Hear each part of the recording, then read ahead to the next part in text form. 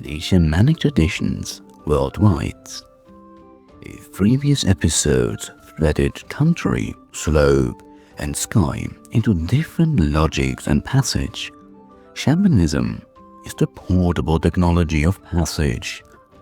A practiced person who walks or flies between upper and lower worlds, bringing back medicine, advice, and meaning. So, think of shamans as household engineers for the soul, technicians who repair what ordinary ritual cannot. Gates and thresholds, sky, cave, forest, liminal topographies. The world insists on having edges, cliffs, caves, riverbends. And Shamanic people have long noticed that edges are excellent places to meet something else. A cave mouth yawning into dark, a mountain summit that makes the clouds feel like a neighbor, a riverbend where the current sounds like voices. These are not mere geography, no. They are doorways. Stand there long enough and the ordinary rules begin to feel optional. Imagine a frozen steppe, at first light, a reindeer hide drum lies on a fur. Its skin taut, a wooden better balanced beside it, the horizon is a thin white line. This is a place that concentrates danger and meaning. You do not choose a cave because it is comfortable, you choose it because its stones hold echoes that ordinary rooms do not. The landscape becomes a stage that does half the work for a shaman. It supplies atmosphere, gravity, and an appropriate degree of menace. But the threshold is not only outside, it is also inside. The shaman's body is the other kind of door. Initiation often looks suspiciously like a bad illness. Fever, collapse, frenzied visions, long fasting, and walking in the middle of nowhere. These are not accidents, they are the craft's curriculum. Classic scholars framed it as a death-rebirth sequence. You must die to the ordinary self before you can be reborn as someone who walks between worlds. It is dramatic, it is dangerous, and it makes for rather good storytelling at the health afterwards. Rituals encase the crossing in deliberate practice. Drums and rattles set tempo, a steady pulse that becomes a surrogate map for the journey. Smoke and lamps mark the air and the eye. Plant medicines were used lower the shutters of ordinary perception. The shaman enters an altered physiology. Breath changes, heartbeat shifts, muscles relax or cease. And this altered body state is the threshold made flesh. You could say the soul is invited to leave, but in a very polite and properly announced manner. You see, different cultures choose different topographies, but similar dramaturgy. In Serbia, a stone-lined cave may hold the echo the shaman wants. In Amazonian Moluccas, a single lamp throws long shadows across woven maps. On the Mongolian steppe, the summit and the blue sky do the talking. Each landscape concentrates danger and meaning in its own dialects, and each provides a context that makes journeying legible to the community. The drum itself deserves a paragraph of its own. Humble instrument, heroic job. A single hand slap produces a line of sounds that the shaman writes. Think of it as a rope thrown across a ravine. Not particularly glamorous, but extremely useful if you are trying to help a wandering soul find solid footing. Rhythms can quicken into trance or slow into deep listening. Every culture has its favorite beats, and its varied ways of using them to guide, to call, and to anchor. And then there's the communal frame. Journeying is rarely, if ever, purely private. The community provides boundary keepers, relatives who watch the fire, elders who name the illness as initiation rather than mere madness, helpers who fetch herbs and steady a sweating body. These practical actions are the social scaffolding that lets the ride happen without everyone panicking and calling in the village doctor, which is, let us concede, a kindness. Yet, we should be historically careful here, because the influential model of the shamanic death rebirth, as popularized by scholars like Mircea Eliade, is a useful lens, but it is also a simplification. Not every initiation fits the neat template. Some are slow and incremental, others are sudden and brutal. The form varies, yet the functional shape remains recognizable. A period of disintegration followed by reconstitution, and a new role defined by the ability to move between worlds. Imagery is simple and stubbornly effective. The drum propped on a frozen step, a cave mouth at dusk where breath becomes visible, a Maloka's low lamp revealing painted faces and plaited hair. Each scene tells you that ordinary life has been temporarily suspended and that something important is happening. The shaman's body, pale, trembling, and steady as a struck bell, is both a lesson and a covenant. I will cross so that you do not have to alone. And yet, the thresholds do, yet again, 3 jobs at once. They concentrate risk so the community can see it. They compress meaning so the vision is legible. And they furnish a route for care, practical, social, and spiritual.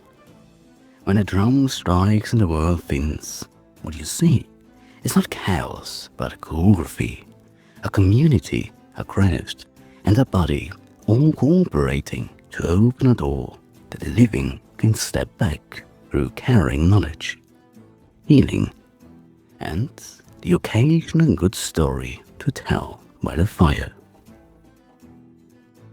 Transit and Psychopomps, drums, plans, and the journey between worlds. If thresholds are doors, then transit is the polite but firm usher who insists you take your seat. In shamanic worlds, that usher is often sound, smoke, and a body made strange by fever or fasting. An attentive chaos that opens the ordinary world like a well-worn book. A shaman's journey is not a tourist trip.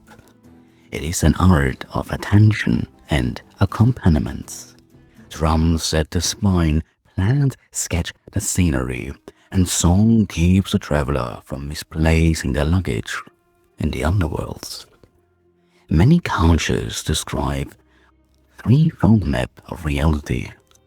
Upper realms of sky helpers, the middle ground where we live our small catastrophes, and lower places where stubborn things like old grudges and lost animals tend to linger. The shaman moves among these layers to bargain, heal, or fetch. Think of it as cosmic multitasking. Meanwhile, back at the hearth, someone is being stitched together with words and economy. The point is not cartography so much as function.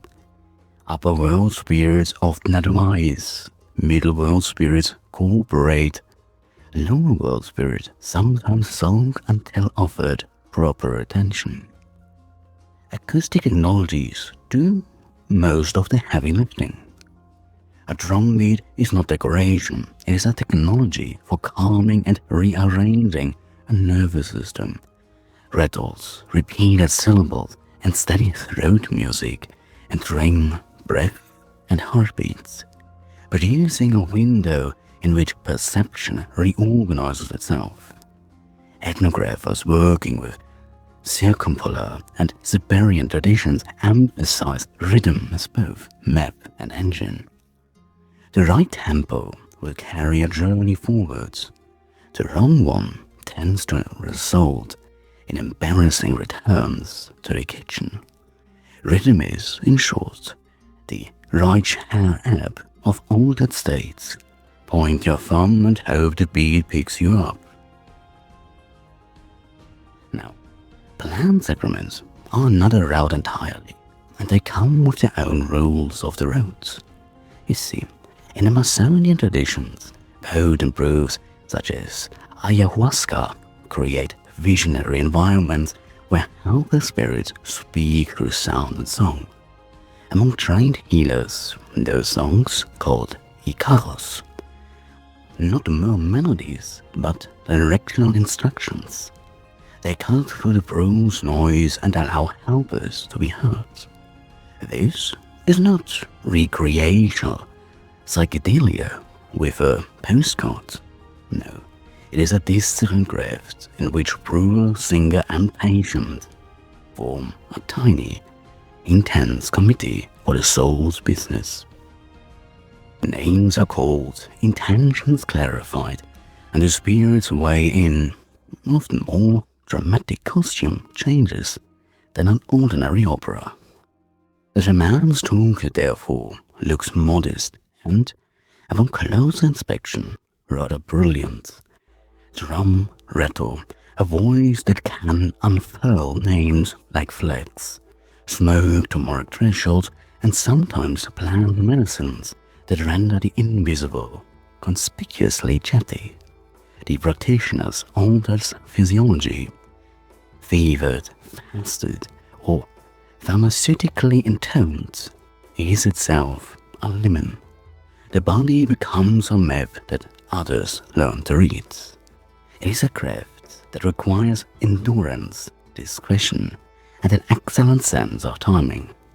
You do not want your guide keening over midway through negotiations with the river spirits. It would be awkward for everyone involved. Accompanying a traveler matters as much as the travel. A chorus of helpers, relatives holding the line, assistants handling the drum, the brewer watching the pot, forms a social lifeline. The shaman is rarely alone on a journey. The community surrounds the ride with practical competence and narrative frames that make the experience legible afterwards. Recuperation is communal, and stories about who met which spirit at dawn become the social ledger of the village.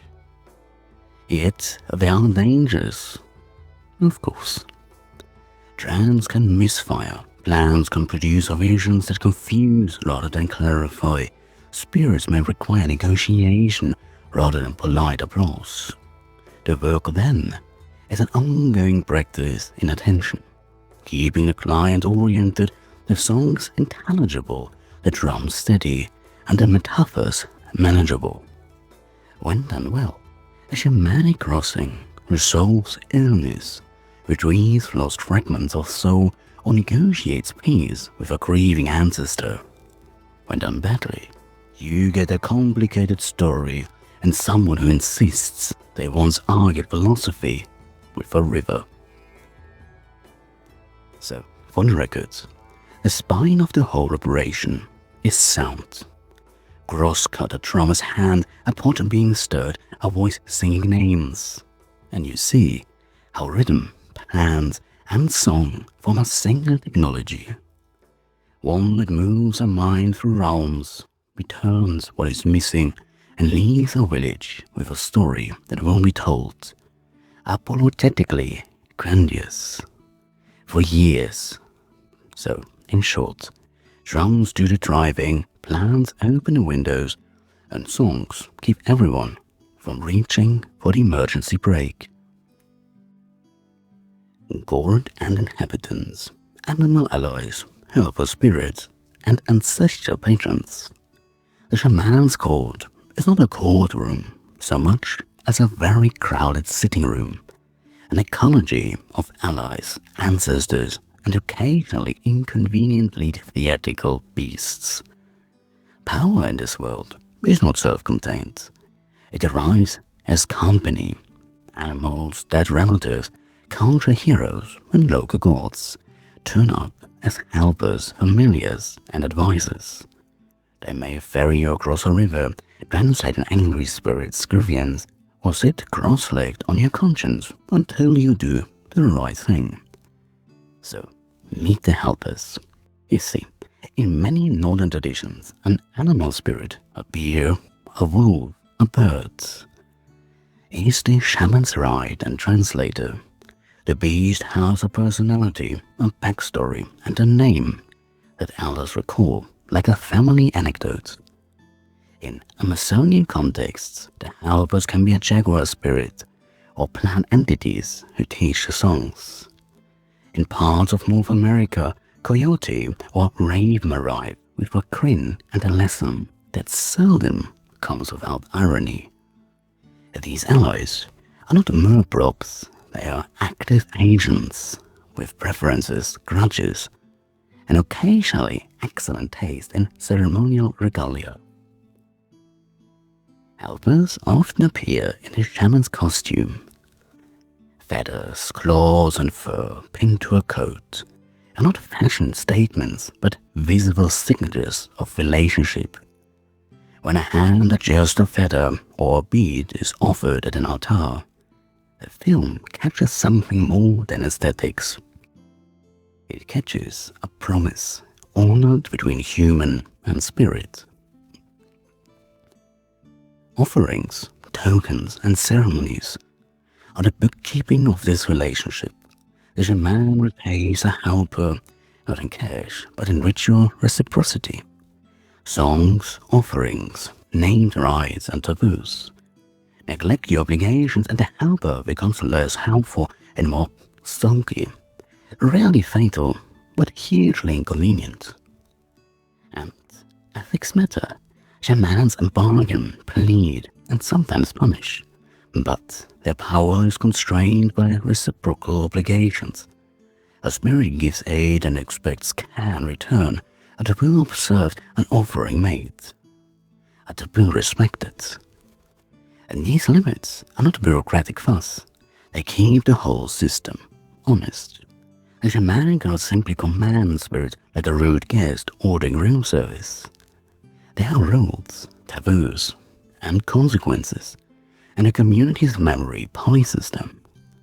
Break the code and you risk the helper's withdrawal, or worse, the helper taking a bare displeasure public.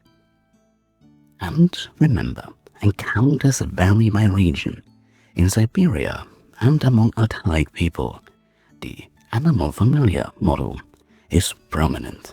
Helpers with distinct animal forms and narratives who often arrive during initiation and remain lifelong companions.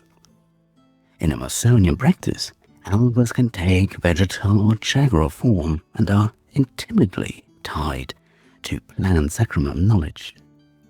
In North America, cosmologies differ widely, but animal allies and ancestral patrons play central roles in many contexts. Sometimes as benevolent tutors, sometimes as tricksters whose lessons sting until they stick. Across these variations, one theme holds. The shaman's authority is derivative, dependent on relationship rather than solitary charisma. You see, the spirit world itself is a social place. Helpers teach skills, songs, medicinal lore, legal memory. The shaman often credits an ancestor or spirit for a cure or law. These spirits have biographies. They were hunters, midwives, river keepers in life.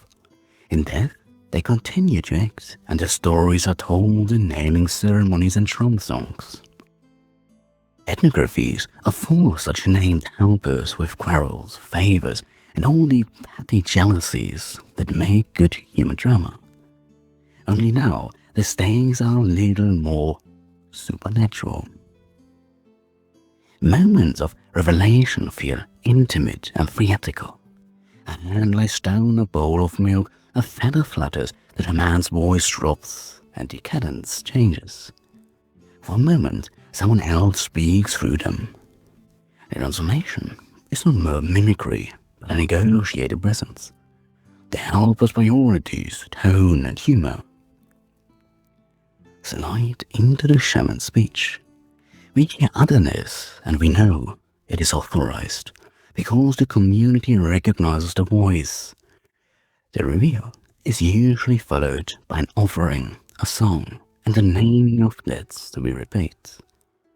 If the shaman is a diplomat, then the helpers are the embassy staff.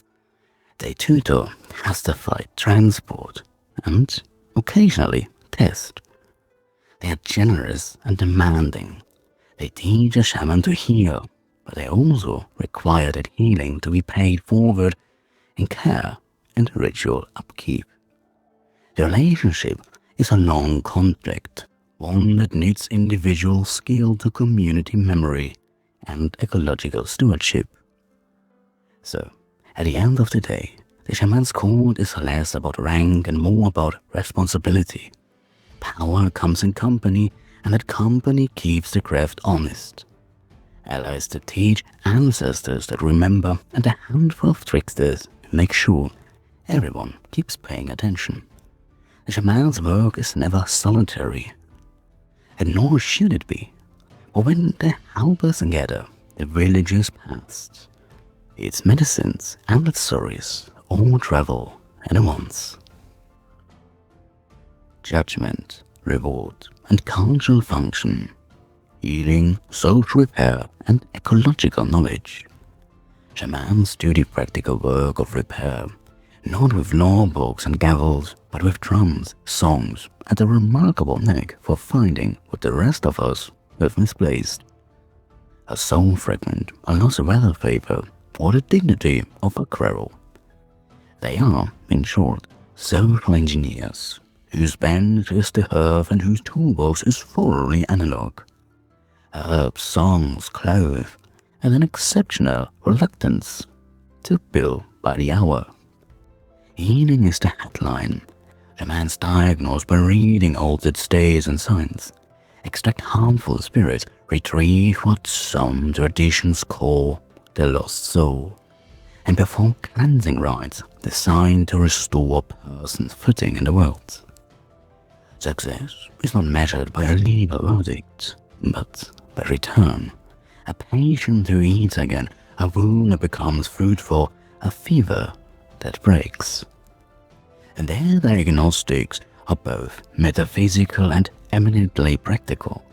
A shaman will map illness through soul loss, spirit intrusion, or social breach. Then prescribe an enacted remedy, a retrieval journey, a purifying smoke, the reconstitution of a missing name, or the removal of a harmful object. These are interventions with observable consequences.